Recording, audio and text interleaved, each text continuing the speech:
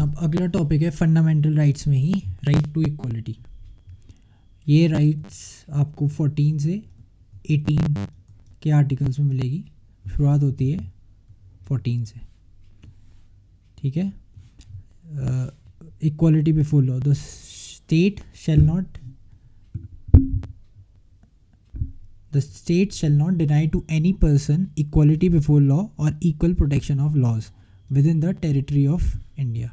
ठीक है, ये दोनों स्टेटमेंट देखो, equality before law and equal protection of laws. देखो लॉज है प्लूरल है, ये इक्वलिटी बिफोर लॉ सिंगुलर है। दोनों में फ़र्क क्या है? Equality before law is a British concept, it is taken from British, ये अमेरिकन कंसेप्ट है। ठीक है, इक्वलिटी बिफोर लॉ का मतलब है कि the absence of any special privileges in favour of any person, that is everyone is equal before law. ठीक है, the law has to treat everyone equal, no person whether rich और poor, high और low, official और non official is above the law, everyone is beneath the law, that is, and the law will treat everyone equally. Second is equal protection of laws, the similar application of same laws to all person who are similarly situated. Similarly situated is an important phrase. ठीक है, the like should be treated alike without any discrimination. माने कि there can be multiple laws for different people. For example, अगर कोई 13 साल का बच्चा और एक 25 साल का इंसान, if they steal some rupees, right, तो दे कैन नॉट बी और they shouldn't be treated on the same law. ठीक है, because there is a difference in age group, the law has to take different course for the same crime. ये है equal protection of laws, meaning there can be different laws for different people depending on their circumstances. The like should be treated alike without any discrimination. अगर 13 साल का कोई बच्चा है और 13 साल का कोई अमीर बच्चा है और 13 साल का कोई गरीब बच्चा है, then there can not be two different laws for these people, but when they are not alike, right. अगर 13 साल का बच्चा है या फिर फॉर एग्जांपल 25 साल का male has to go to jail for a crime और 25 साल का female has to go to jail for a crime, but this women is pregnant, right, तो लॉ दोनों के लिए डिफरेंट होगा, डिफरेंटली ट्रीट करेगा, बिकॉज सर्कमस्टांसेस दोनों में डिफरेंस है। ठीक है, that is equal protection of laws. तो ये बेसिकली करता है permits reasonable classification of persons, objects and transaction by law. ठीक है, तो there can be reasonable classification, और जब क्लासीफाई कर रहे हो आप किसी डिफरेंट कैटेगरीज में, तो different category of people can have different laws for the similar situation. ठीक है, दोनों में फ़र्क समझ में आया? तो एक और कंसेप्ट आता है, that is rule of law. Okay, this concept was given by professor A.V. Dicey, and what does this mean? Why is it important? Because Supreme Court in one of its judgment regarding right to equality said that कि rule of law is part of basic feature of the constitution. ठीक है, तो rule of law है क्या? पहला है absence of arbitrary power. Okay, कि arbitrariness नहीं होनी चाहिए। अगर लॉ ब्रीच करा है या फिर लॉ को वायलेट करा है, तभी that is no man can be punished except for a breach of law. ठीक है, मन मनी कहा, क्या कहना चाहिए, मन मर्जी नहीं चलेगी किसी की। इफ़ लॉ से कि ये सब होना है तो वही सब होना है। ठीक है, that is absence of arbitrary power. Second is equality before law, जो हमने ऊपर पढ़ा था अभी। Equal subjection of all citizens, high low, rich poor, official unofficial, to the ordinary law of land. ठीक है, everybody is equal before law and law is supreme, no one is above law. तीसरा है the primacy of rights of individual, that is constitution is the result of rights of individuals as defined and enforced by the court. ठीक है, constitution is the result of the rights of individual, meaning दो चीज़ें हो सकती है इसमें, जो ये तो जो राइट्स ऑफ इंडिविजुअल है इसका सोर्स कॉन्स्टिट्यूशन है, या फिर कॉन्स्टिट्यूशन राइट्स ही देता है। ठीक है, तो rule of law professor A.V. Dicey के कंसेप्ट में राइट्स एग्जिस्ट करती है, इस वजह से कॉन्स्टिट्यूशन है, right. The constitution is the result of the rights of individual. But supreme court ने कहा है कि इंडिया के लिए पहले दो कंसेप्ट ही एप्लीकेबल हैं, the third concept is not applicable to India. In Indian concept constitution की वजह से हमें राइट्स मिलते हैं। ठीक है, तो ये था आपका rule of law. The supreme court held that the rule of law as embodied in article 14 is a basic feature of the constitution. ठीक है, and the first and second elements are applicable to Indian system, not the third one. In the Indian system the constitution is the source of individual rights. ये लक्ष्मीकांत से लिया गया है ये paragraph. ठीक है, अब कुछ एक्सेप्शंस होते हैं आर्टिकल 14 में। एक तो प्रेसिडेंट एंड गवर्नर, इनकी कुछ प्रिविलेजेस होती हैं। They can not be tried for criminal and civil cases. क्योंकि आप देखो ना, प्रेसिडेंट इतनी इंपॉर्टेंट पोस्ट होती है, ही और she is the first citizen of India, और आप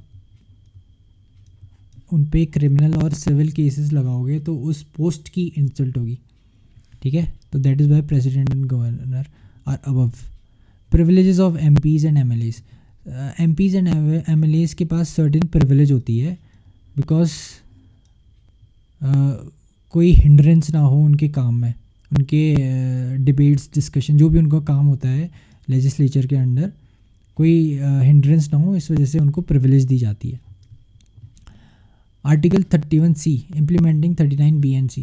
तो देखो एक थोड़ा सा देखते हैं इसको, डिटेल में हम आगे पढ़ेंगे जब हम आर्टिकल 31 में पहुंचेंगे, लेकिन अभी थोड़ा सा के लिए देखो कि बेसिकली 31A, B, C उस सिनारियो से डील करते हैं जब DPSP और फंडामेंटल राइट्स में एक कॉन्फ्लिक्ट हो। ठीक है, DPSPs are direction to the state कि ये आपके ऑब्जेक्टिव है, इसको फुलफ़िल करना है। Fundamental rights are restrictions on the state कि आपको ये सब नहीं करना है। बट समटाइम्स क्या होता है कि ये दोनों आपस में कॉन्फ्लिक्ट में आ जाते हैं कि DPSP तो कह रहा है कि आप ये करो, बट फंडामेंटल राइट्स के लेंस से देखें तो states are not allowed to do this. तब क्या होना चाहिए? तो इस केस में 31C क्या कहता है कि अगर आपको 39B और 39C इम्प्लीमेंट करना है, ये स्पेशल DPSPs है। Okay, these DPSPs are very socialistic. ठीक है, सोशलिस्टिक DPSPs है 39B और 39C। अगर आपको ये DPSP इम्प्लीमेंट करनी है, then you can violate article 14 and article 19। ठीक है, तो कुछ DPSPs are above fundamental rights, ये इसको हम डिटेल में पढ़ेंगे, लेकिन अभी के लिए ये याद रखो 31A, B, C। ठीक है, उसमें 31C में देखा हमने। फिर डिप्लोमेट्स को इम्यूनिटी दी जाती है, ये डिप्लोमेटिक प्रिविलेज होती है, राइट। और एक सिंपल सी जैसे एयरपोर्ट में उनको अलग लाइन में प्रिविलेज दी जाती है, so they are not treated equally. ठीक है, तो ये था आपका आर्टिकल 14। फिर आर्टिकल 15 क्या है? Article 15 prohibition of discrimination on grounds of religion, race, caste, sex, place of birth. ठीक है, 5 एट्रीब्यूट्स हैं जिसमें रिलीजन, रेस, कास्ट, सेक्स और प्लेस ऑफ बर्थ में डिस्क्रिमिनेशन नहीं होगा। The state shall not discriminate against any citizens on grounds only, सबसे पहले एक ओनली है, of religion, race, caste, sex, place of birth और एनी ऑफ देम। ठीक है, मतलब यही 5 क्राइटेरिया में डिस्क्रिमिनेशन अलाउड नहीं है, बाकी उसमें हो सकता है। और एनी ऑफ देम मीन्स कि ये सब मिला के भी और इंडिविजुअली भी। ठीक है, ये था स्टेट्स पे। दूसरा था no citizen shall on grounds only of यही सब religion, race, caste, sex, place of birth be subjected to any disabilities in access of shops और यूज़ ऑफ वेल्स। तो जो पहला वो है, it is against a state, ठीक है, स्टेट पे प्रोहिबिट करता है कि तुम लोग ये चीज़ों पे डिस्क्रिमिनेट नहीं कर सकते। दूसरा जो 15 क्लॉज 2 है वो सिटीजन्स पे प्रोहिबिशन डालता है कि कोई भी इंसान दूसरे इंसान को एक्सेस टू शॉप्स या एक्सेस टू वेल्स इस बेसिस पे नहीं दे सकता कि उसका रिलीजन अलग है, उसका रेस अलग है, उसका कास्ट अलग है, सेक्स अलग है और प्लेस ऑफ बर्थ अलग है, ठीक है। So these articles are very much derived from the social reform movement of pre-independent era, क्योंकि वहाँ पर वेल्स, टैंक्स, बेथिंग आर्ट्स ये सब के लिए अलग कास्ट वाइज डिवीज़न होता था, ठीक है। उस वजह से ऐसे आर्टिकल्स आपको दिखने मिलेंगे। फिर 15.3 क्या है, nothing in this article shall prevent the state from making any special provision for women and children. जो अगर आप थोड़ा सा याद करो 14 में क्या कहता था, equal protection of laws, right, equal protection of laws कि likes have to be treated alike, लेकिन there can be reasonable classification. और रीजनेबल क्लासिफिकेशन इस केस में ये है कि वुमेन एंड चिल्ड्रन के लिए अलग लॉज बन सकते हैं, ठीक है, there can be special provisions. 15.3 ये कहता है। अब 4 देखते हैं और 5 देखते हैं, ठीक है। ये नथिंग इन दिस आर्टिकल और in clause 2 of article 29 shall prevent. Article 29 है cultural and educational right,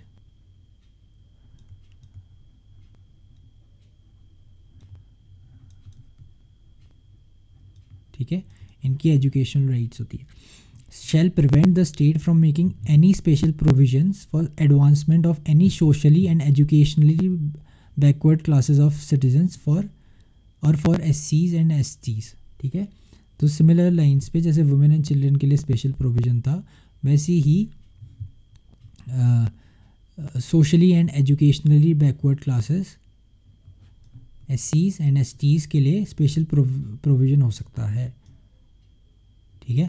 article 29(2) अभी हम पढ़ेंगे, लेकिन ये बेसिकली कहता है कि एजुकेशनल इंस्टीट्यूशन में डिस्क्रिमिनेशन नहीं होना चाहिए on the basis of religion वगैरह वगैरह।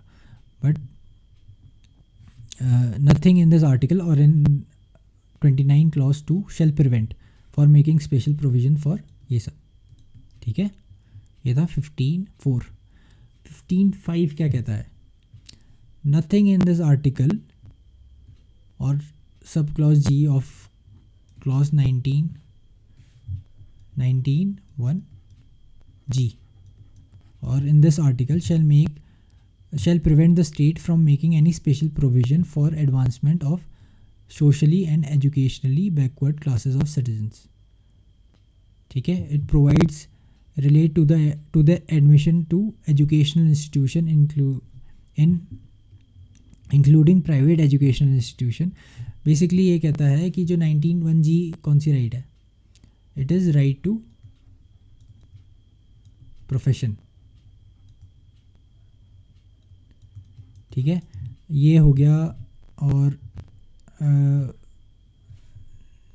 ये वाला आर्टिकल हो गया। बेसिकली ये पूरा इस पूरे बड़े से कथा का तात्पर्य ये है कि जो socially and educationally backward classes हैं या फिर SCs हैं या फिर STs हैं, उनके लिए the state can make provision for reservation, right. Reservation वाला आर्टिकल है ये, related to their admission in educational institution including private. याद रखना, प्राइवेट एजुकेशनल इंस्टीट्यूशन में रिजर्वेशन ये ला सकती है state, but not the minority educational institution, ठीक है।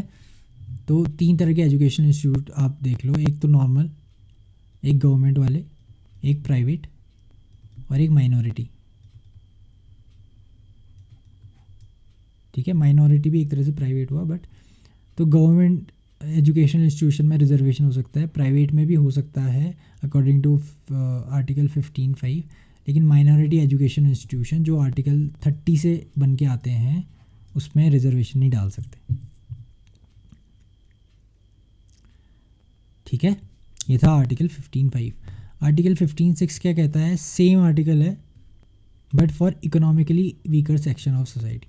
जो आपने कुछ साल पहले देखा होगा EWS reservation for 10% of the seats, वो 15(6) से आता है EWS से। Admission to educational institution including private educational institution, same चीज़ है बट इसमें इन 3 के अलावा EWS का रिजर्वेशन की बात होती है। ठीक है, ये था आपका 15(6). हमने 14 पढ़ा, equality before law and equal protection of law. 15 पढ़ा, नो डिस्क्रिमिनेशन। 15(1) था आपका no discrimination on the grounds of religion, race, caste, sex, place of birth. ठीक है, 15(2) था, 15(2) भी यही था बट अगेंस्ट एन इंडिविजुअल था, ये अगेंस्ट एन स्टेट था। 15(3) था आपका वुमेन एंड चिल्ड्रन के लिए स्पेशल प्रोविजन। ठीक है, 15(4) क्या था?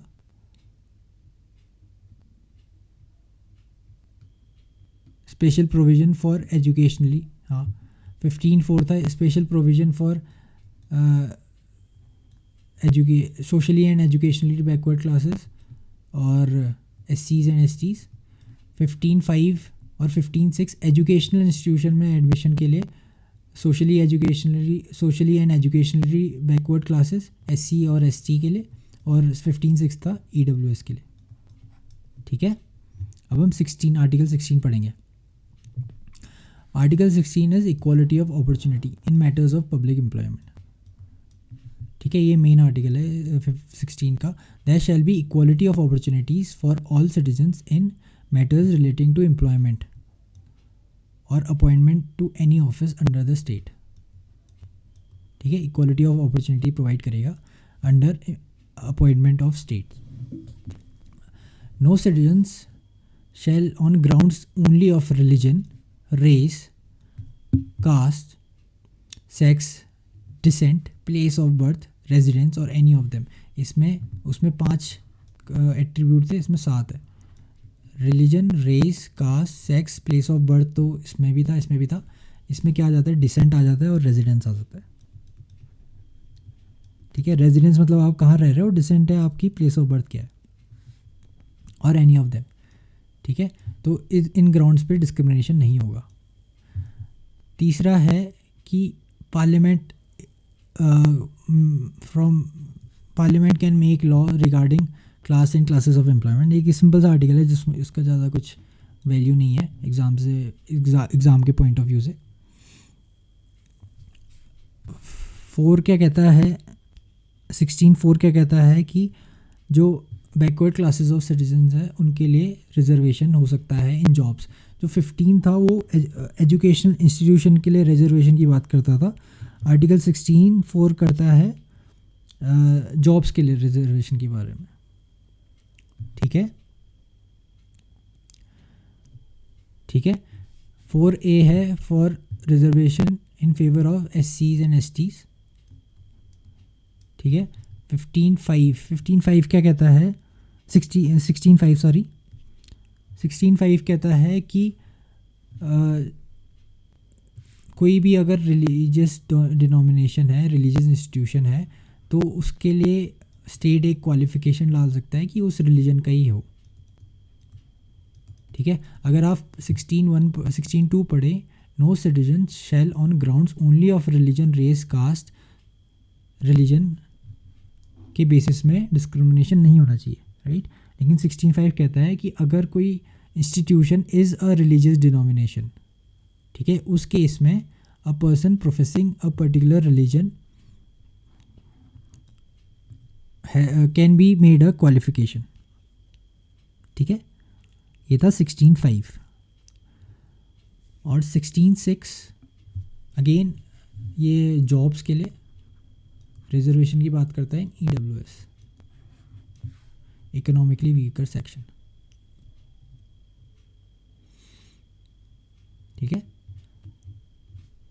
तो अगर आप थोड़ा सा रिकैप करें, 16(1) is equality of opportunity, 16(2) is no discrimination on 7 attributes, religion, race, caste, sex, place of birth, और इसमें डिसेंट भी आ जाता है और रेजिडेंस भी आ जाता है। ठीक है। 15(3) इज़ ज़्यादा इंपॉर्टेंट नहीं है, parliament can make laws regarding class and classes of employment. 16(4)(4)(a), 5 and 6। ठीक है, ये बैकवर्ड क्लासेस ऑफ सिटीजन्स के लिए है, ये SC ST के लिए है, ये क्या कहना चाहिए, ये है 16(5) इज़ 16(6) इज़ EWS, और 16(5) थोड़ा सा अलग है। 16(5) है अगर कोई रिलीजियस डिनोमिनेशन है उसके अपॉइंटमेंट में स्टेट कैन प्रिस्क्राइब कि वो अपॉइंटमेंट शुड बी और the person should belong to a particular religion. ठीक है, तो उसमें 16(2) वाला जो डिस्क्रिमिनेशन है वो लगता नहीं है। ओके, ये था आपका 14, 15, 16 पढ़ लिया हमने। जो 103rd अमेंडमेंट, जो EWS कोटा था, वो कहाँ से आया? 103rd अमेंडमेंट से आया। Okay, officially known as 103rd amendment act 2019 introduces 10% reservation for EWS। ये याद रखना, पिछले कुछ अमेंडमेंट इंपॉर्टेंट है, उनमें से पिछले के 5-6 जो अमेंडमेंट है that are important. 103 is one of them. ठीक है, तो इसको याद रखना। फिर दो छोटे से आर्टिकल हैं 17 और 18। 17 इज़ अबॉलिशन ऑफ अनटचेबिलिटी और it has been made an offence punishable in accordance with the law.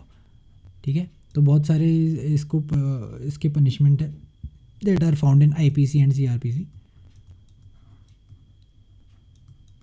तो it is abolition of untouchability. ठीक है, अनटचेबिलिटी क्या है वो डिफाइन नहीं करा है, बट इट इज़ अंडरस्टूड कि अनटचेबिलिटी, क्योंकि इसका हिस्टोरिक कंटेक्स्ट है इंडिया में, इस वजह से article 17 it prohibits untouchability. Abolition of title. ठीक है, तो no title not being a military और एकेडमिक। मिलिट्री टाइटल लेफ्टिनेंट और लेफ्टिनेंट या फिर कैप्टन वैप्टन चलेगा, एकेडमिक टाइटल हो गया डॉक्टर, प्रोफेसर, ये सब चलेंगे। इसके अलावा कोई भी टाइटल स्टेट को नहीं मिलेगा। स्टेट कोई भी सिटीजन्स को कोई टाइटल नहीं दे सकता। ठीक है, महाराजा राजा वाले टाइटल स्टेट ऑफिशियली नहीं दे सकता। आप अपने घर में रख सकते हो अपना टाइटल, वो अलग बात है, लेकिन state will never give titles to any citizen.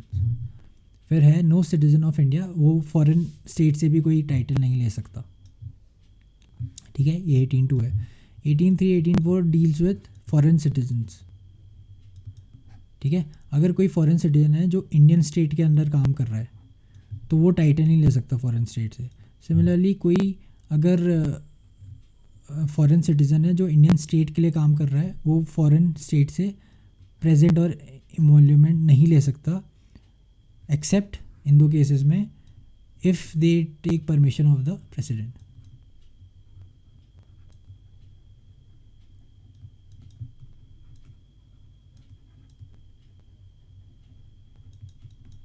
Okay, ये था आपका ये 5 article. 14 equality before equal protection of law. 15 no discrimination of religion, race, caste, sex, place of birth. Plus इसमें हमने रिजर्वेशन देखा in socially and educationally backward classes, SC ST EWS। ठीक है, ये रिजर्वेशन था एजुकेशनल इंस्टीट्यूशन के लिए। 16 था equality of opportunity. Okay, and no discrimination on basis of religion, race, caste, sex, place of birth and descent और residence. फिर है इसमें भी रिजर्वेशन देखा हमने socially and educationally backward, SC ST EWS। Plus एक और क्लॉज था जो कहता था कि अगर कोई रिलीजियस डिनोमिनेशन है उसमें the state can discriminate on the basis of religion. Okay, फिर 17 और 18 again it's abolition of untouchability and this is abolition of titles. तो राइट टू इक्वालिटी में इतना ही। Thank you.